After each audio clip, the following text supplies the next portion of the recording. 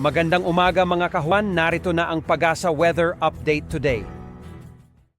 Magandang umaga po sa inyong lahat at narito na ang lagay ng ating panahon ngayong araw ng Martes, October 21, 2025. Unahin muna po natin yung mga in-issue natin ng mga thunderstorm advisories sa buong bansa. Makikita po natin as of around 4 a.m. po ito, may mga thunderstorm advisories na naka-issue, particular na sa may Central Luzon, lalong-lalo na sa may silangang bahagi ng Central Luzon, yung area ng Nueva Ecija, gayon din sa may area ng Bulacan, gayon din po ilang bahagi ng Calabarzon, at sa Kabisayaan dito sa may Eastern Visayas, sa may Panay Island, gayon din po sa may Cebu at sa may Negros Negros Oriental. Meron din po mga thunderstorm advisory sa may silangang bahagi ng Mindanao at maging sa Zamboanga Peninsula. Ito po mga thunderstorm advisories ay posibleng makaranas ng mga isolated thunderstorms, particular na yung mga nabanggit po na lugar.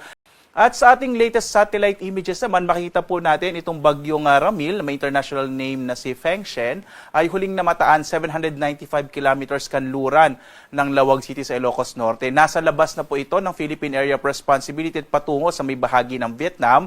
Hindi na ito nakakaapekto sa ating bansa, maging yung trough o maging yung mga kaulapan na dala nito, ay hindi na rin nakakaapekto sa ating bansa. Sa ngayon, easterlies o yung hangin nagmumula sa karagatang Pasipiko ang magdadala ng mas malaking posibilidad ng mga pag-ulan dito sa may bahagi ng Batanes, gayon din sa may Eastern Visayas at sa may Caraga at Davao Region. Makikita niyo po may mga kaulapan dito sa may area ng Caraga, dulot ng easterlies. Ang malaking bahagi naman ng ating bansa, ang nalalabing bahagi ng ating kapuluan, dito sa Metro Manila, sa may area po ng Luzon, Visayas at sa may kanlurang bahagi ng Mindanao, makararanas naman ng mas maliwalas sa panahon, mas maliit yung posibilidad ng mga tuloy-tuloy na mga pag-ulan, bagamat posible pa rin yung mga isolated rain showers and thunderstorms.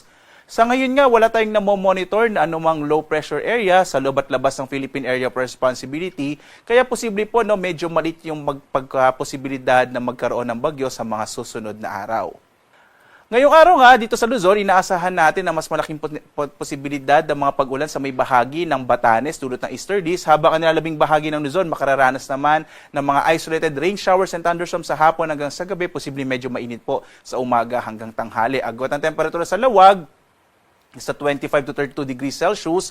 Sa Tuguegarao, nasa 25 to 32 degrees Celsius. Yung bahagi ng Baguio po, umabot na ng 18 to 24 degrees Celsius. Sa Metro Manila, 25 to 31 degrees Celsius. Sa Tagaytay, 22 to 30 degrees Celsius. Habang sa Legazpi, nasa 24 to 31 degrees Celsius. Sa bahagi naman ng Palawan, Visayas at Mindanao, makikita po natin mga isolated rain showers and thunderstorms pa rin na mararanasan sa may bahagi ng Palawan. Sa Calayan Islands, 24 to 31 degrees Celsius, habang sa Puerto Princesa, 24 to 31 degrees Celsius ang agwat ng temperatura. Mas malaking posibilidad naman ng mga pag-ulan sa may Eastern Visayas, dulot ng easterlies. Habang ang nalabing bahagi ng Kabisayaan, makararanas naman ng mas maliwalas sa panahon na may mga localized thunderstorms sa hapon hanggang sa gabi. Agwat ang temperatura sa Iloilo, 25 to 31 degrees Celsius. Sa Cebu naman, 26 to 32 degrees Celsius. Habang sa Tacloban, 25 to 30 degrees Celsius. Sa may silangang bahagi din po ng Mindanao, mas malaki yung posibilidad ng mga pag-ulan dulot ng easterlies, partikular na sa Caraga at Davao Region. Habang ang nalalabing bahagi ng Mindanao, makararanas naman ng bahagyang maulap hanggang sa maulap na kalangitan na may mga pulupulong pag-ulan, pagkidlat, pagkulog. Agwat ang temperatura sa Zamboanga, nasa 24 to 33 degrees Celsius. Sa Cagayan de Oro, 24 to 31 degrees Celsius. Habang sa Davao, nasa 26 to 32 degrees Celsius yung agwat ng temperatura.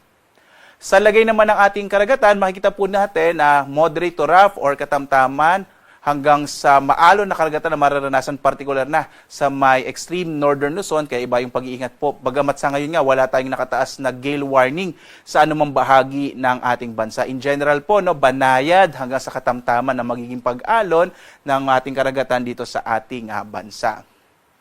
Narito naman ating inaasahang magiging lagay ng panahon sa mga susunod na araw. Makikita po natin bukas, araw ng Miyerkules, posible pa rin ang maulap na kalangitan ng may mga pag-ulan sa may bahagi ng eastern section po ng Mindanao. Pagdating ng Huwebes hanggang Biyernes, posible po na magsimula ulit yung northeasterly wind flow. Sa ngayon po, minomonitor natin, posibleng this week or next week ay magsimula naman po itong amihan. Normally po kasi, ang amihan nagsisimula po yan magandang towards the end of October hanggang first few weeks of November. Pagdating ng araw naman ng Sabado, posibleng makaapekto ulit ang easterlies dito sa may silangang bahagi ng Mindanao at maaaring magdala ng maulap na kalangitan na may kalat-kalat ng mga pag-ulan, pagkidlat, pagulog. So yan po yung maaaring maranasan towards the end of the week, pagdating po ng weekend.